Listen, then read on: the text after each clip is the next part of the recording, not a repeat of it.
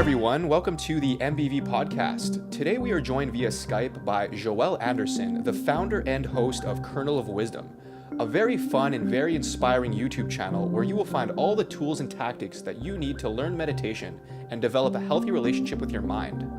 Joelle is a mindfulness-trained meditation and self-love coach who has been helping people find their inner wisdom and love through meditation. Let's get into the interview. Joelle, thanks for joining us. How are you? I am awesome. Thanks. How are you? I'm doing fantastic. Thanks a lot for joining us. And so you are always finding fun and creative ways to teach us about meditation and how these principles can be integrated into our lives and a lot of the challenges that we come across. So what is the background of the Kernel of Wisdom and what is the inspiration behind this?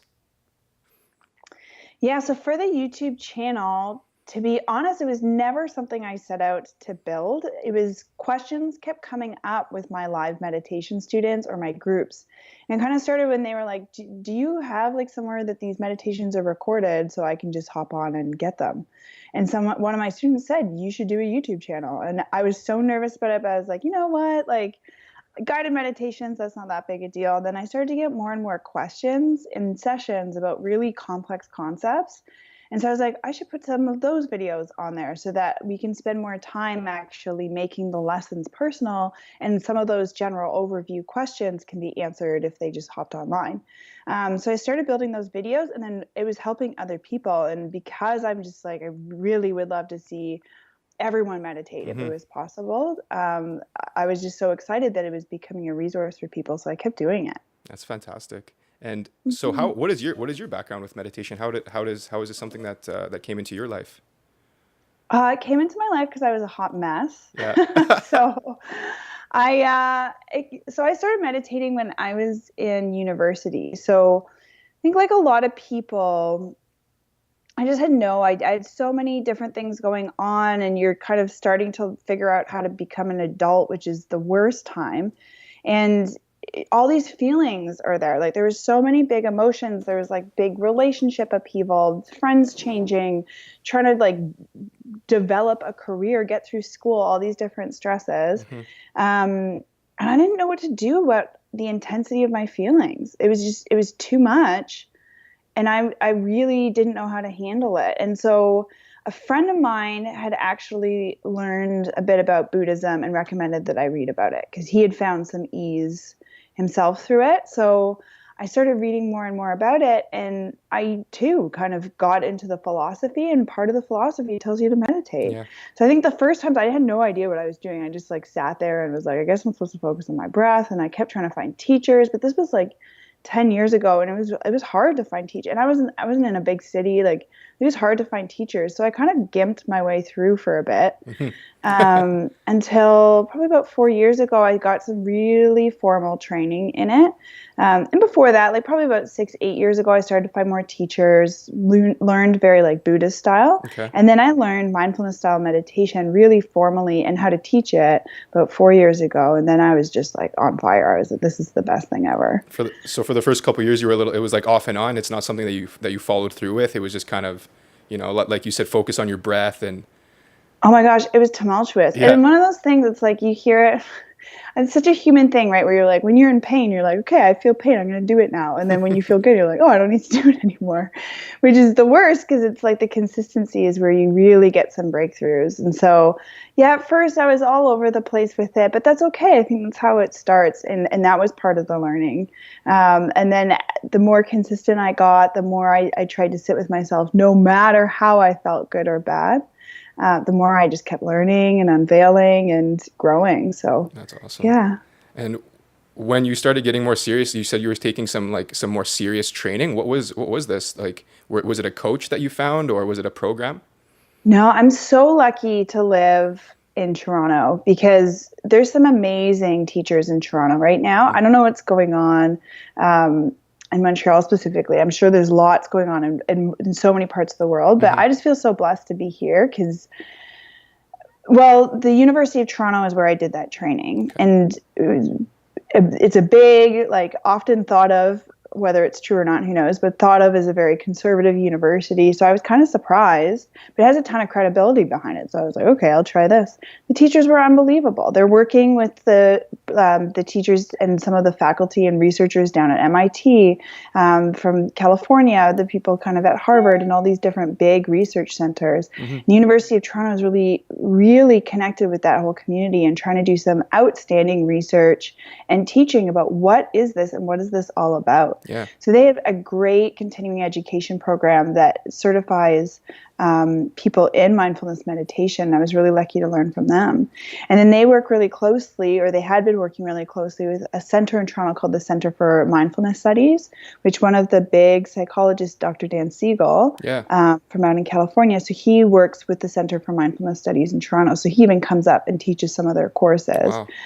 So, for example, I've been trying to chip away at doing my mindfulness-based cognitive therapy certifications, and that's all done through them. So I've been really lucky that between University of Toronto and the Center for Mindfulness Studies, and there's like a Mindfulness Toronto community and all this different stuff, I've been able to find some really great resources. That's amazing. It sounds like a pretty thriving community. It's becoming more and more popular. And this, that course that there's a lot of more science being involved, right? Is this what are these a lot of what's involved in what you've been learning in the last few years with this course that you're taking? Yeah, I think a lot of what the University of Toronto seems to be doing, and I'm obviously commenting as an outsider, so who knows, but is trying to bring some real grounding and credibility to the field. So I think sometimes there's an impression that's out there about meditation that it's a bit wooey, like it's a bit like of this like hippie thing, and people like there's these visions of people in the lotus position in the woods with like a stream going by, and that's all well and good, but I think what they're really trying to do is like, no, there's real stuff going on here. Like they have streams for educators, they have streams for counselors and psychologists. They're working with medical schools and trying to teach this to doctors and nurses. They really are trying to give this the backing that it deserves, because there's amazing scientific research showing just how this affects people neurologically, just how this affects people psychologically, just how this affects people socially, and it's showing real outcomes. This isn't just kind of floaty, it feels good stuff. Yeah, that's amazing, and you're really good at simplifying and being able to make it understandable, because I know, like you said, it's wooey and there's a lot of these terms aren't hard to articulate, but I think you're really good at that. So what drew you to wanting to teach others meditation? When did that starting to happen? That's an excellent question. I think I came by it a bit naturally. So I had done my Bachelor of Education, actually. I started my career path. I'm not teaching now. But I had started my career path kind of dabbling in the idea of teaching others. And so when I learned all this stuff about meditation, I think it helped me so much. I just wanted to share that. Yeah. And I knew so many people and so much pain. Like I really think one of the challenges I have, I think, with our culture is that I kind of see like there's almost two giant problems that seem to be glaring in my face half the time. And one is I think we really focus so much on cognition and how people think, and encouraging people to like think and analyze and rely on their thinking, which isn't bad. Like it's not a bad thing. There's a lot of productive reasons that makes a lot of sense. But it's a little like I liken it a bit to personal training, when sometimes like your trainer or people in the fitness industry will say like you'll have a muscle that's like overly developed, and so it's compensating for all your weaker muscles. I kind of think like we've done that with our brains. We've made things so logical, so analytical that we try to solve all our problems with thinking, and I just don't think that's always the way it works. And because we've overdeveloped our thinking capabilities or in our analysis capabilities, we've underdeveloped our ability to emotionally regulate. And I think that's a different thing. And so when we have these big emotions, we try to we use our strongest muscle. We compensate through our thinking. We try to deal with the stuff through thoughts, and it doesn't work a lot of the time. And so I think there's that, and then that gets mixed up with this whole thing we have about being happy, and that everything should feel good, and that if stuff is bad, we should run away from it, or hard, we should run away from it, or if we feel pain, like make it go away, take this pill, do whatever. And I think the combination of like feeling like we always have to feel good, good, good all the time, and not really having the resources to even know how to make ourselves feel good, people end up with a lot of distress. Yeah. So when people come to see you, when you're working with other people, why are people becoming more interested in meditation? Why we're starting to hear more about it? It's becoming more, like, is it the research that's been put into it recently, or? Yeah, I think there's information. I think there's a few reasons. So I think one, there's information coming from what they would probably perceive as more credible sources. So like there was recently a Time magazine that was completely devoted to mindfulness, for example. Yeah. And I know some very like kind of businessy, corporate, conservative people that were really blown away by that. Like I think it really opened them up. So they think there's like Google's got their Google Search Inside Yourself. They have a mindfulness program. They have books about this now. I think some of these big brands, credible sources, people are hearing about it in the mainstream in a different way. And I think that's because of the research. And I think because really credible institutions like Harvard, like the University of Toronto, like MIT have been putting out that research. So I think there's good science behind it now, and whether that was necessary or not, I do think it gives people a bit more faith. Maybe it's just working with the culture that we have, and that's been great. And then I think also people are stressed out. Yeah. Like I think we've kind of reached a boiling point where people are feeling this distress from this, like not knowing how to emotionally regulate, and really feeling like they have to because they're running themselves into the ground. Yeah. Like they just know that they can barely handle it. So I think they're looking for something to be able to cope better, and they've heard kind of musings through this research that this can help. And I think they really start on the journey because of that, which I think is great. I think it transforms as they stick with it, but I think that's what gets people into it. So that's kind of the main it's the benefits are being able to become more apparently practical to what people, like it's not all spiritual, because that is a very important aspect of, traditional meditation in Buddhism and these things. But not everybody's waking up in the morning saying like, I need to be enlightened, or I need to, get in touch with a higher part of myself. Totally. And there are a lot of people that are doing that too. Like Yeah. I sense that there's some sort of movement around that. Like people are I almost want to say like re-spiritualizing. Like there's a bit of a movement around that. And I think that's great. But there's a crowd that does that. But this is totally a generalization. And I think there's some generational divides around how it works and all that kind of stuff too, even culturally.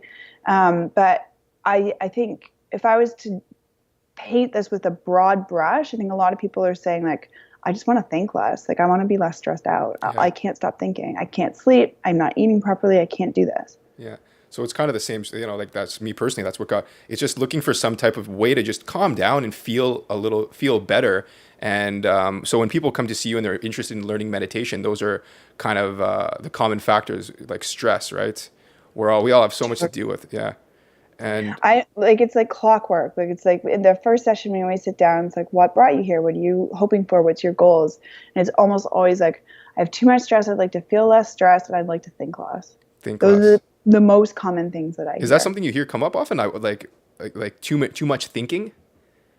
Like my gosh. How do I turn off? 80% of the time. Yeah. And people think that that's what meditation is. It's about turning off the thought processes. Totally. Which is it can be also what makes it really tricky for them at first, especially if you're starting on your own, because turning that off is like really hard to do. Like I said, we've been trained to almost exclusively focus on our thinking. Mm-hmm. We don't switch our ability to do that overnight. Totally. And the reality is there's nothing bad about thoughts. Thoughts are part of our experience just like anything else. The challenge is when we overvalue those thoughts, when we see those thoughts as truth, when we assume that our thoughts know more than our feelings, when we assume that the thoughts are kind of the be all and end all, when we give them too much weight. putting the thoughts in perspective is more what mindfulness is about versus necessarily getting rid of them. And people don't always realize that, which is fine. Like, I think we spend the first few sessions like, okay, let's work with this. And then eventually there comes the inevitable point where they're like, I can't stop thinking. And I'm like, good. And you're not going to, so let's move on. Yeah, because there's always that frustration at the start, like, oh my God, like, and so what do people use? What are people expecting to get out of their meditation when they first get started? What are they looking for? Just, to reduce some of that stress, but what are they expecting that you notice in their first few sessions? So this isn't the word that they would necessarily use, but what like kind of comes up in me almost instantly is the word peace. They're looking for peace. And they don't feel it. So the first few sessions, the way that this kind of tends to manifest itself is they're looking to stop thinking. They're looking to think less. They're looking for more control over their thoughts. Mm-hmm. And they're looking for sometimes more control over the feelings that come up in relationship to those thoughts. And sometimes they're looking for more control over the like physical pains that they feel. So we kind of start with just really foundational techniques that are trying to like help people develop the skills of just noticing and acknowledging whatever is going on for them. And we start with that both like as an external exercise and an internal, like what's going on inside exercise. And then we do body scans. And those first few meditations, they're such simple meditations. It's like external awareness, internal awareness, and body scan. But they are so powerful for getting people to really face like, I can't stop thinking, this is hard, like I have this pain here, that was boring, like all these different things that come up, they come up fast. Yeah. And so those are the big struggles that really come up in the first few sessions. And then that's something that, so after when they get going, like not everybody sticks with it even for the first few sessions. It's something that drops off pretty quick, but what would you like, after working, what are some common experiences that hold people back from continuing with their meditation? Like, is it just the initial frustration? It's like, hey, like this isn't for me, or? And that's it. I think one of the biggest ones that I see, and there's a lot out there on kind of like the 7 biggest things that stop us from there's lots of meditating. Yeah.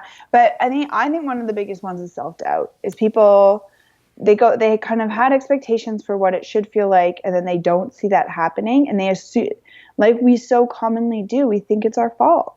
Yeah. We're like, oh, I must be doing this wrong. There must be something wrong with me. This isn't for me. Any of these types of things. And that's not it. It's just, it's amazing how rarely the idea comes in that like, maybe this is just what it is supposed to be like. And so that's a huge one. Another big one that I find comes up is time. Okay. We, at least as a culture, I think in North America, maybe it's different in other places, we have this like weird relationship with time. It's like, and I have it too. Like I have so much stuff around time and never feeling like there's enough time, or feeling we should be doing something more productive with our time, or that I can't make time. And there's so many like stories that come up around time, and boredom. We're not very good at being bored. Yeah. And so I think sometimes it's literally just, it's physically, and I have this experience all the time now where I'm sitting there and I'm like, I'm so frustrated that this is what I'm spending my time doing, which is so silly, because it's like, yeah, I've made time for this. I even know it's valuable, and I still come up around this like, oh, I forgot I had to do that this morning. I shouldn't be doing this meditation. I should go and do this. And just being able to sit with that dis-ease around time is challenging. It's really challenging. And so I think people really don't, I find one of the biggest challenges for me is just getting students to make the time in their schedules to meditate and to value that, and to know that you're going to doubt whether that's valuable time and do it anyway. Yeah, it's the boredom actually that that resonates, because being bored is just, especially when there's so many more ways to fill up our time, it's hard to just sit still, and it's like a physical, like literally being pulled in all types of directions. And getting to the point where people can sit down and realizing that it's not really about clearing the mind completely, but just being comfortable with that, which would probably take a little while, And once that starts happening and people start realizing that maybe this just is how it is, then what are some common experiences that people start getting after, once they start gaining some momentum with this? And that's where it really starts to, that's almost like the defining moment where people really start to make the practice their own. Mm-hmm. It's like, okay, I'm not going to be able to just like make myself stop thinking. So what am I going to make this practice? It's almost like that is the switch that flips. And so some people get super excited and realize like, whoa, like I've been relating to myself as this, or I've been relating to like this practice as this, and they see all this new potential there. Like sometimes once we drop those initial expectations, all we see is potential, Yeah. right? Some people get really pissed. They like are like, this isn't what I wanted. I wanted to feel less stressed, and I wanted to feel less stressed yesterday. Yeah. So if I'm actually going to have to put work into this, they might get really resistant. Some people are like, okay, well, I'm just going to keep trusting that something's going to happen, but they kind of like float a little bit for a while. Yeah. And then, but by and large, what tends to happen is people start to ask a lot more questions. They go in with less expectations and they start to open up into curiosity and more exploration, which is great because I find that's really where the practice can evolve. So that's where we start to work with things like visualizations, different way to explore if we can dial up or dial down our feelings, different ways to explore even concepts like self-compassion, compassion toward others. It's kind of where they're the most open to hearing all these different types of practices. So we do a lot more exploration during that stage. And then it's funny, it's like after there's a point where the novelty of that wears off and then you're just left with your practice again. And that's almost where the real work starts, because that's where we're not in the stage of like everything's exciting and new. It's like I actually have to practice this And maintain it, and because that's interesting. The second phase is like the excitement, where now that I've actually lowered my stress or I feel better now, there's all these other benefits starting to come up and manifest in my life that I didn't expect. And how long does that usually take to? I know it's obviously it's different for everyone, but just like when do you notice that? Is that after? Because I know with meditation, you could start feeling you could be surprised even just after a couple of sessions how much better you would feel, and yeah, and it is different for everyone. And I think this is where sometimes how people either debrief with a teacher or a mentor, or they debrief themselves, like if they can journal a little bit after their meditations, especially early on, it speeds up that process of reflecting on what is going on, because it's easy not to notice. The shifts are subtle. So I'd say even like the first meditations people do, there's like slight shifts. People, even if it's the very first meditation they've ever done, first of all, there's sometimes the like surprise, like, oh, I can do it. Like I got through this. Like I always time the first meditations that people do, like the first couple ones, because people also sometimes have this idea like I could never sit for like 15, 20 minutes. That seems impossible. Let's start with 5. So I'll sit there and I'm like, hey, we're going to start the first meditation. I don't tell them how long it's going to be. And then they come out of it and I'm like, how long do you think that was? People are like, oh, 5 minutes, 7 minutes. I'm like, that was 15 minutes. Really? And they're like, no. Wow. So, and that's almost the first shift is like, I can do this. Like, it's not that bad to like look inside or like actually be with myself. And that's powerful. And then there's these little things, but unless you actually notice them, like unless someone points out some of that stuff, they're easy to miss. And so it's tricky because the mindfulness needs to kind of extend beyond the sitting. And just noticing, like, I tend to end all my meditations with this question: what do I now know? Like, what did I learn from this experience? And my hope is, my intention with that is that people will move in to their eyes open moments of their life after realizing there was something, there was a nugget, even if it was that I really couldn't, I struggled today. Like maybe that's the only nugget, but that's enough. A kernel of wisdom. Yeah, there's your kernel of wisdom. Yeah. Exactly. if you can come up with a little bit each time, then that accumulates. But that's true, because if you can feel just a little bit better, get something out of it. And it could be frustrating too when you have a good meditation, but then like 2 hours later you're stressed again, right? But it's not about that either. It's about having that point of focus, or being able to kind of cultivate that mindfulness. Well, and it's funny, I recently did a video, because even for myself, like I don't always notice what a difference it's made for me. It's really easy to overlook because it's subtle. It's so subtle, but so important at the same time, which is crazy.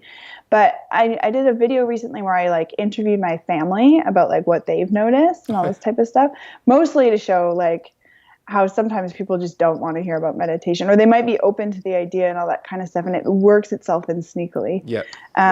Anyways, it was really interesting to hear their feedback on how, like, what's been different for me, because it's stuff that I didn't even notice sometimes, and they've really been like, or even stuff that I did, but I didn't realize that they noticed it. So these changes come up, but it takes time before it's like I could put a finger on it type of thing. And sometimes you can't put a finger on the changes at all. You just know that something is shifted. Different. It's a gradual process. And that's another thing. It's not an instant gratification. It's not something that comes with like instant gratification, which is it goes against how we function as humans today. We're looking for something quick, and but the reward comes from sticking with it. So what can you tell us about the discipline and the consistency? Like, do you recommend that people start right away, like every single day, or how would you work yourself into a consistent long-term discipline practice that you can benefit from and incorporate into your entire life? Yeah, I think that's going to differ person to person a little bit, but I think start now. And I mean, start now, not necessarily even like press pause on life and go sit down for 30 minutes now, because I really think the practice is a perspective shift, number one. And so the second you set the intention to want to know and understand yourself and observe yourself, you're in the practice. And I think that's something that people can start in any way and every day. Now, sitting practice gives you, like, there's so much that comes at us through the day, right? It's like, it's so hard to just do mindfulness in life because life happens so fast. Yeah. So the seated practice, the benefit of it is that it really gives us a slowed down environment so that we can start to pull apart what's happening. And it's just like any other practice. It's like if you play sports, you have practices and then you have games. And the whole point of the practices is you do all these drills so that when you're in the game, you don't have to think about it. Yeah. You just do that stuff right. And that's the seated practice. The seated practice is those drills. And so, yeah, they're not as much fun. Yeah, the game is always a bit more exciting, all that kind of thing. But the more you can do it, the better. And so I think it's really just about increasing whatever you have access to and trying to be as consistent as possible with it. I actually am into this, this new book from this woman named Gretchen Rubin. Okay. So she wrote another book called The Happiness Project, but her new book is called Better Than Before, and she looks at habits and how people develop habits. And she's done an awesome job with her research because she identified 4 habit tendencies. So basically 4 different types of people in different ways that they develop habits. So I think in terms of developing the habit, what I'd suggest is you want to be mindful. You want to be really self-aware of however you best develop habits. I'm the type of person where I'm like, if I set a rule, I'm going to do it. And I've been like that all my life. I'm almost too rigid about rules. Like what I need to do is like cool it sometimes. But like not everybody's like that. So I could sit here and say like, you just need to schedule it into your schedule and do it. But that might not work for you. Some people need to have like someone who keeps them accountable. Yeah. Some people really need to do I would encourage them, do the research, ask the questions. And then the second you buy into it, you'll probably do it. Some people are just like a rebellious type of person where if I sit here and tell you have to do it at this date and time, you're not going to do it. So like do it when you feel like it. And for some people that works. So I'd say check out her book or at least her website because she's got a great quiz to help you identify how you develop habits. And then she has podcasts for each one. So even if you learn a little bit about what habits you like or you develop, then it's great. But I'd say the more consistency you can bring is better. And the more you can bring mindfulness off the cushion as well, the more it's going to permeate into your life. Like if we meditate just on the cushion, that gives us maybe half an hour a day, maybe 40 minutes, maybe 20, depends on how long you meditate. If you bring it into your day-to-day life and try to be mindful off the cushion as well, you could theoretically be mindful all day. Yeah. probably not. I'm certainly not, but But yeah, you have a lot. You incorporate a lot more practice time which into would your yeah, which life if would you be do could it. be very beneficial in how you're entering each day.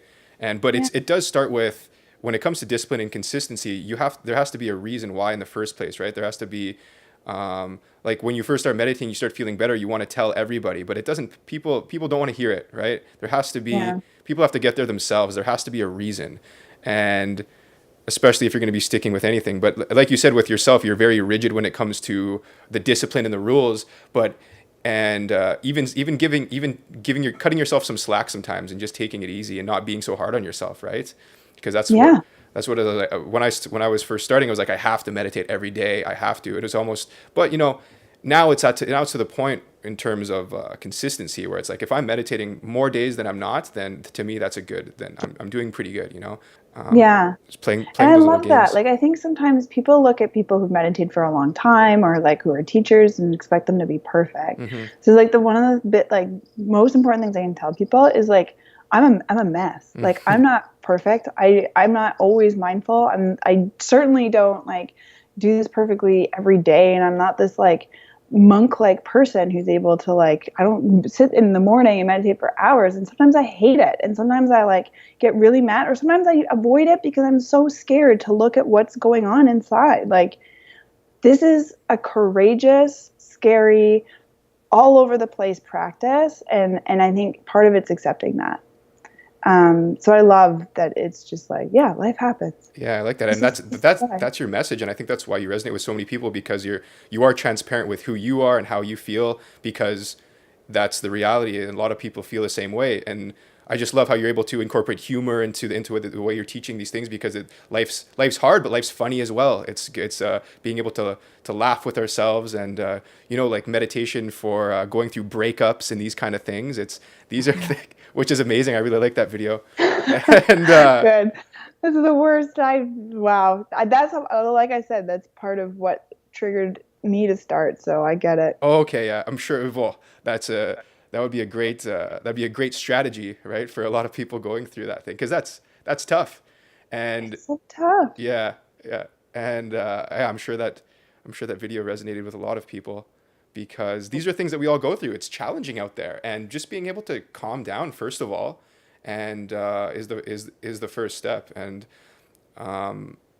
love yourself. And I notice the word love it's woven through all, like, your message, and compassion, and self love. So this is kind of the core of your message. So where does this come from? What can you tell us about self love? Yeah, I think one of the biggest surprises that came up for me when I was early in my meditation is realizing I could be my own best friend.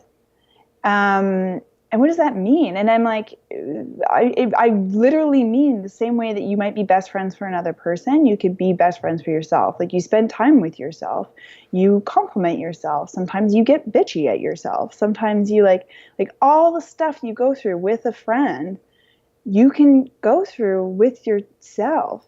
And that includes when you feel really rotten and down, just allowing yourself to sit with that and to like listen and be like, that sucks. Like, that sucks that happened. Like, I hate that you're hurting so much. Like, all those things you'd say to your kids or your spouse or Yeah, your best friend.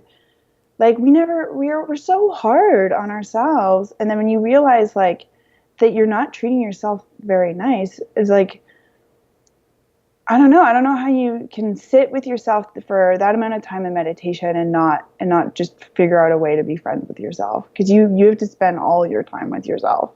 And so I think you just do. And so and realize like maybe you're not so bad. Like, maybe if you start relating to yourself as you do to other people, you could be a bit more forgiving. You could see what's awesome. You could see what actually makes you excited. Like, yeah, you stop focusing so much on like, and it's so hard. Like, I want so much to be like perfect half the time, or for people to like me, and I don't like feeling like rejected or anything any more than the next person. But just know that ultimately you're never going to be on your own, because you're always there for you. It gives you some solid ground to finally stand on, and then you can just breathe, and that's nice. that's beautiful. Yeah, that's a perfect way to describe it. And once again, people aren't going into, when it comes to meditation, people aren't going in to fall back in love with themselves, but that's one of that's one of the amazing things that the process tends to kind of eventually take you there. And then what an amazing way to live, right? If being comfortable with yourself, because it's hard to articulate what that means, but when you can feel that, it's an amazing thing. Totally. And I think at some level people know that they want that, which is why I inject it a little bit here and You have there. to But at slip the it in. same time, I think people really doubt that that's possible for them. Yeah. And I think people genuinely really fear that they're going to look inside and not like what they see. And I can say I've never seen that happen. Like, it's terrifying to look inside and maybe like have little things where you're like, oh, okay, maybe that could be different. But like, I've never seen where people are like, I actually genuinely hate and despise everything. You might be really mad at yourself. You might have a lot of tensions. You might have a lot of arguments to sort out. But at the core, I don't think there's a genuine hate that's there. And people are, I think, so scared they're going to look inside and just hate it. And I get that. So yeah, yeah, it does. Well, it's so then sometimes it doesn't always have to just a one little like an attempt to get people's interest, because it usually, like a breakup or some catastrophic event usually is what brings people to finally take that step to, okay, maybe I need to take a closer look at myself. But it doesn't always have to be in an attempt to kind of get people, it doesn't always have to be a disaster. So what can you tell people out there that, like, about meditation, like to get them maybe to at least give it a try, or Oh my gosh, yeah. It's really fun.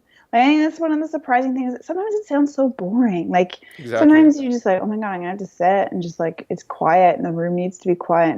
No, like, screw it. Like, do it when you're eating. Like, you could do it like running, you do it walking around. Like, it's literally just about like getting deep into life, like just exploring everything about like you and what you love. Like, it can be such a rich, just like buttery, awesome experience.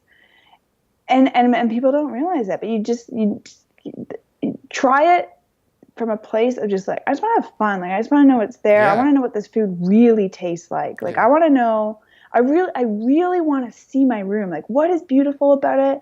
What is like falling apart, but that's okay. Like, Yeah, but allow that's yourself okay. to just like explore. It can be such a creative, Exactly.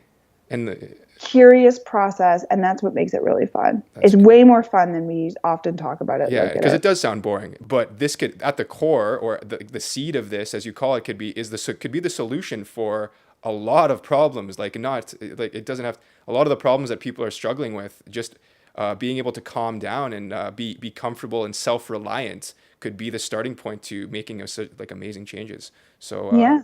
that's And I beautiful. think sometimes we do start from a starting point of assuming that there's like something wrong with us that we need to fix. And the interesting thing, what might be surprising for a lot of people about meditation, is that at its core is this idea is like, no, there's nothing to fix. There's just you. There's just being with you. So if you're already starting from a place where you're like, no, I don't really have problems. I don't feel like there's anything to fix. It's a great time to start, because you're gonna just like, you're gonna get all the fun stuff without having to clear all this heavy stuff first. And there'll be days that it's boring and days that the heavy stuff comes up, and that's fine too. But like, for the most part, I think most people are surprised at just how fun it is. Great. So what's next for you and the Kernel of Wisdom? Yeah. So, I mean, for me, one of the things that mindfulness and meditation and this whole world introduced to me, which I never expected, was counseling and psychotherapy. So I'm just finishing my master's in counseling psychology right now. And so I'll be a psychotherapist like at some point next year.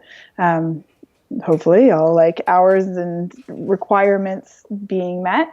And I'm really been working like to look at, like I mentioned, the mindfulness-based therapies and mindfulness and acceptance-based therapies. And so I'm just excited to help people heal and grow from a place of acceptance, from a place of just loving themselves, rather than from this, there's something wrong with you, let's fix it type place. So there's so many new like counselors and psychologists and people doing this work. I'm just so excited that it's shifting more towards a place of like, let's see just like how awesome we are and how we can keep building on that. So that's what's next. Amazing. That's fantastic.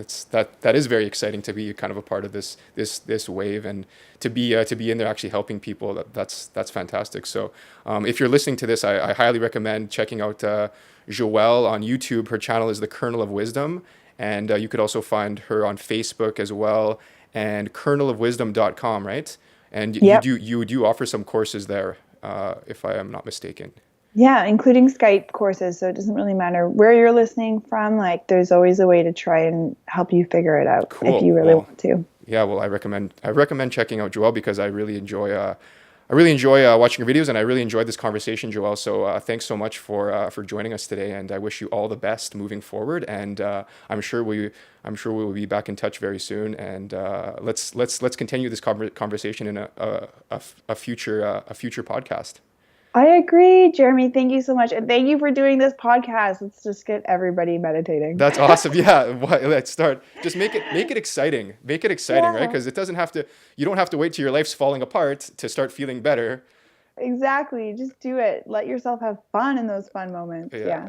awesome. Well, thanks so much, Joelle. I wish you all the best. You too.